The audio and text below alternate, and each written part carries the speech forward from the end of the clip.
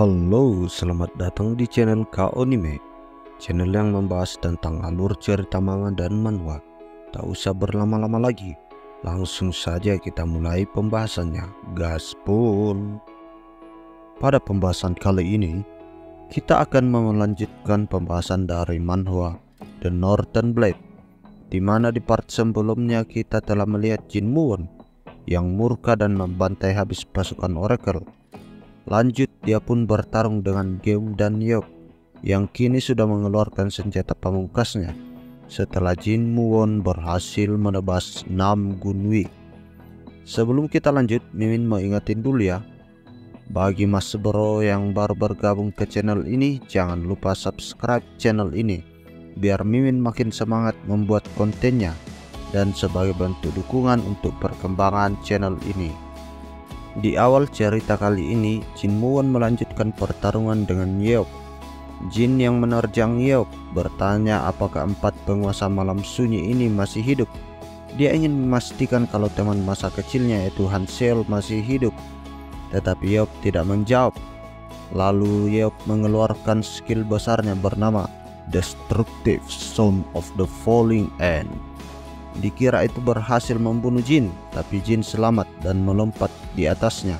Jin bertanya untuk terakhir kalinya, di mana kau menyembunyikan tahanan yang lain? Jin dan Yeop kembali melakukan beradu serangan teknik besar mereka. Sebagian tubuh Yeop terluka parah ketika Yeop ingin mendarat sambil tidak berhenti mengoceh. Jin tidak memberikan ruang untuk menghindar dan menebasnya berkali-kali sambil berkata, bacot. Kini Yeop yang sangat sekarat untuk berdiri saja saat ini sangat terasa sulit. Ketika dia ingin meniup serulingnya lagi, Jin menebas serulingnya hingga menjadi debu. Jin mengeluarkan salah satu teknik tingkat tingginya dan melakukan tebasan seperti Asyura. Kemudian menyarungkan pedangnya kembali. Seluruh kulit Yeop terkelupas, hanya tinggal daging yang melapisi tulang-tulangnya. Tapi si Yeop masih ngebacot aja. Jin menendang kakinya sampai terbalik dan akhirnya Yeop mati karena kehabisan darah.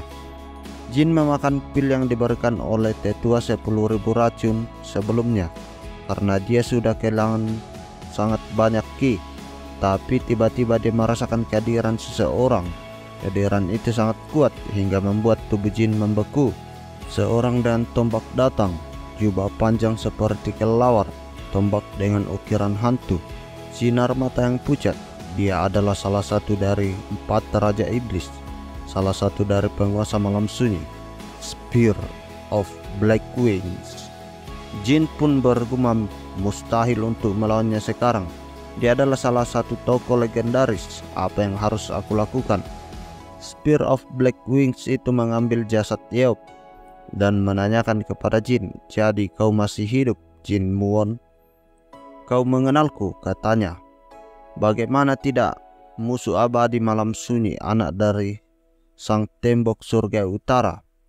Spear of Black Wings menusuk Jin, tetapi kebetulan sebuah benda yang diberikan oleh cucu ketua racun menahan serangan dari Spear of Black Wings. Kalau tidak, tubuh Jin sudah pasti berlubang. Chung In yang melihat pertarungan mereka akhirnya mengetahui siapa Jin sebenarnya. Kemunculan kembali surgawi utara dan malam sunyi. Oh Tuhan, apakah ini bencana? Dengan sebelah tangan memegang tombak, si kakek tua itu bisa membuat Jin terhempas. Tapi di saat-saat terakhir, di saat yang sangat genting, Jin mengeluarkan salah satu skill terbaiknya. Kalau tidak, bisa dipastikan dia akan mati. Sebuah bentrokan skill terjadi. Jin hampir pingsan oleh serangan tersebut. Tapi sepertinya si Raja Iblis juga terluka parah dan akhirnya mundur. Sekarang dia mengatakan, kau harus melihat semua kebangkitan dari malam sunyi. Dan dia pun meninggalkan Jin. Di perjalanan pulang, Spear of Black Wings memegangi perut yang berlubang, darah yang banyak keluar dari tubuhnya. Dan dia berkata, lumayan juga kau, pedang utara. Jin sudah pulih dari pertarungan terakhirnya melawan Master Suara dan juga melawan salah satu dari Raja Iblis Malam Sunyi. Setelah mereka bertiga kembali ke penginapan, tiba-tiba mereka bertemu dengan para brigadir besi. Sepertinya bukan sebuah kebetulan, tapi mereka brigadir besi sendiri yang membuat itu seolah kebetulan. Padahal semua tahu bahwa dia memang ingin meminta bantuan Jin. Shin pun berpindah ke Om Jo selaku ketua dari sekte tinju sempol yang sedang berbicara dengan salah satu utusan dari aliansi pusat surgawi. Ada lebih dari 300 orang yang meninggal di kota Giok, dan sekte tinju sempol dianggap merupakan dalang dari musibah tersebut. Kekerasan seperti ini dianggap dapat menghambat bisnis para pusat surgawi dan bisa merusak kepercayaan masyarakat. Namun semua orang tahu yang membereskan masalah ini dan mengungkapkan malam sunyi adalah satu orang, pendekar pedang dari utara.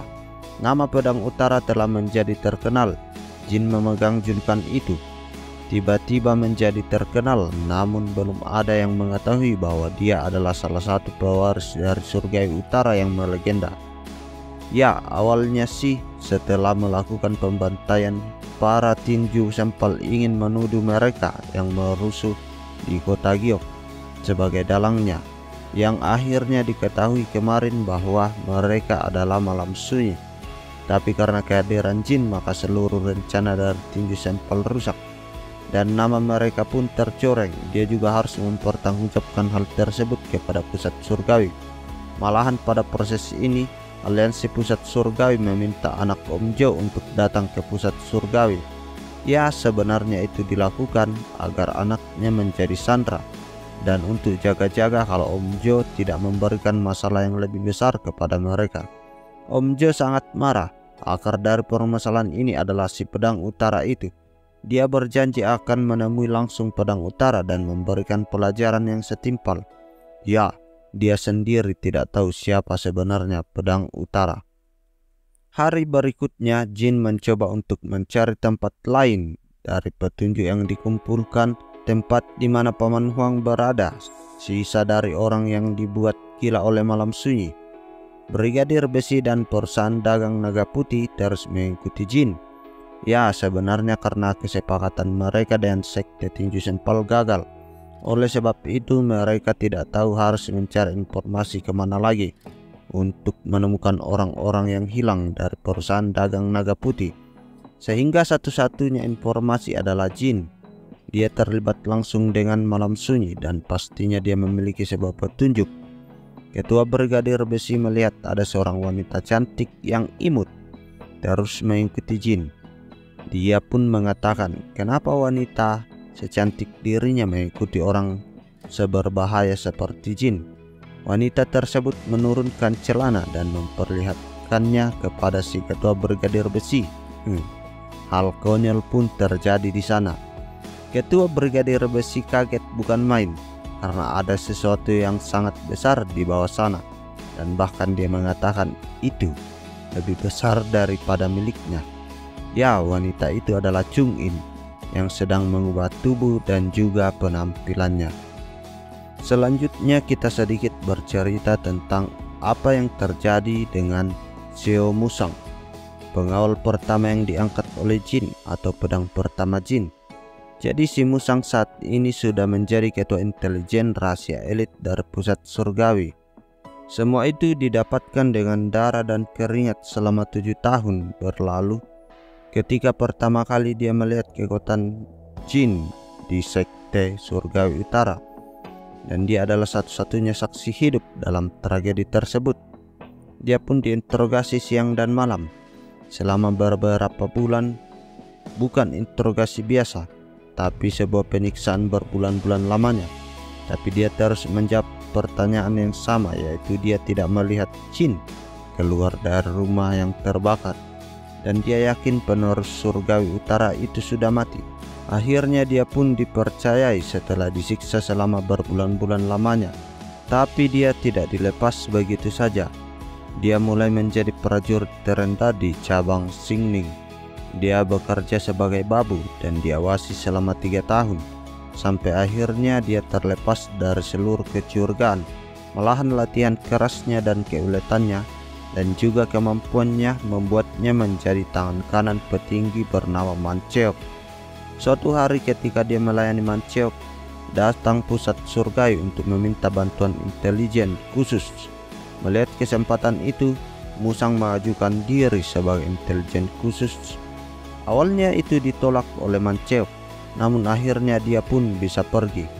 Setelah menjadi intelijen rendah, saat itu berkat kemampuan dan kerja kerasnya dan juga keringatnya yang dikucurkan setiap hari, dia menjadi seorang ketua di intelijen rahasia pusat surgawi. Intelijen rahasia sendiri merupakan organisasi sumber seluruh informasi yang didapat oleh pusat surgawi. Jadi di dalam sana dia terus menyebarkan berita bahwa pewaris surgawi utara telah mati. Dia telah mati, tidak mungkin bisa hidup kembali. Dia menunggu saat untuk kembali kepada jin, tapi dia harus membuat semuanya menjadi lancar. Dia harus mendapatkan seluruh informasi yang akan berguna untuk jin nantinya. Tuannya hanya satu, yaitu Jin Muwon. Itulah sedikit kisah dari Paman Sio Musang saat time skip. Kita kembali ke jin. Mereka akhirnya sampai ke pegunungan menyedihkan, Gua Keputusasaan.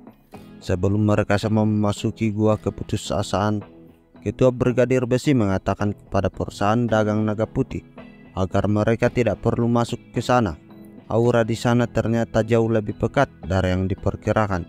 Jadi mereka disuruh putar balik saja dan menunggu di penginapan untuk kebahagiaan mereka sendiri. Setelah itu mereka yang tinggal termasuk kelompok jin memasuki gua tersebut. Makin jauh mereka masuk ke dalam, auranya semakin besar. Mereka berhenti di sebuah jalan buntu. Kata salah satu anggota Brigadir Besi kalau ini sepertinya diselimuti oleh ilusi yang kuat. Si ketua bertanya, apa kau bisa mematahkannya? Kau kan pandai dalam seni ilusi. Setelah itu dia meminta beberapa orang untuk merangkai rangkaian batu di dekat sana untuk mematahkan ilusi itu. Ia pun mulai berteriak-teriak membutuhkan waktu yang cukup lama. Kata Jin, mungkin ilusi seperti ini bagi si sarjana gila bukan apa-apa. Sangat mudah sepertinya. Aku ke depannya nanti akan membutuhkan bantuannya, karena Jin sendiri tidak mengerti soal seni ilusi. Akhirnya, ilusi tersebut dapat dipatahkan dan sebuah gua besar muncul di depan mereka. Mereka pun memasuki gua itu dan mendapati sangat banyak para penjaga yang hampir dibuat gila oleh malam sunyi. Dan akhirnya setelah pencarian yang panjang, Jin pun akhirnya bertemu dengan Paman Huang.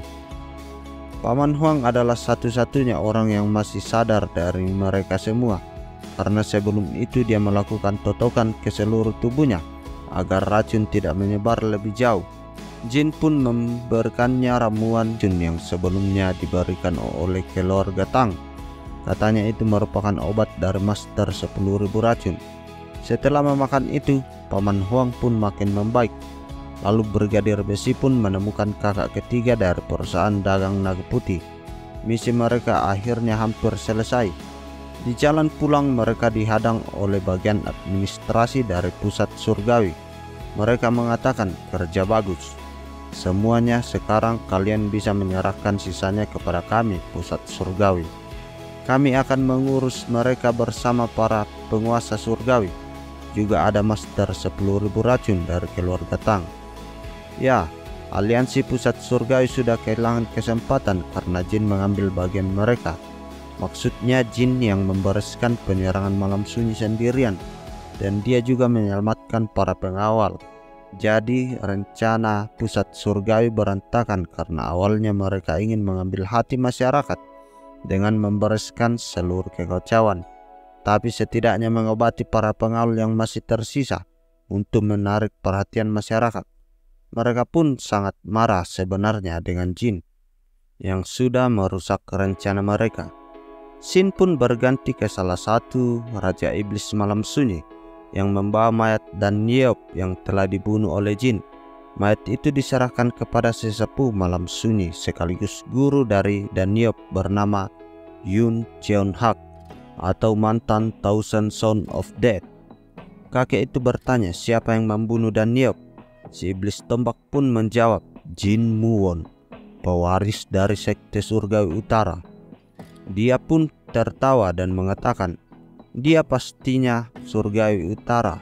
Panggil 4 raja iblis malam sunyi, dan aku meminta untuk diadakan pertemuan sesegera mungkin, kata si kakek itu. Shin berganti ke salah satu pemilik gelar malam putih atau disebut juga dengan Nona penyihir malam putih. Dia sedang melakukan pembantaian. Ya, katanya dia melakukan pembantaian dengan kelompok pembunuh bayaran yang berniat menyerangnya. Setelah itu dia pun bertemu dengan master sejati malam sunyi dan juga gurunya atau salah satu dari 4 raja iblis dan pemilik sebenarnya dari penyihir malam putih. Kata master, sepertinya sebentar lagi julukan pemilik malam putih akan cocok denganmu, Hanseol. Ya, dan itulah panel akhir di part kali ini. Gimana mas bro? Makin seru aja kan ceritanya? Di mana kita kini diperlihatkan kepada sosok Hanseol yang berambut putih setelah time skip 7 tahun. Apakah Hanseol akan menjadi lawan selanjutnya dari Jin Muwon ataukah sebaliknya? Nantikan kelanjutannya hanya di channel KO Nime.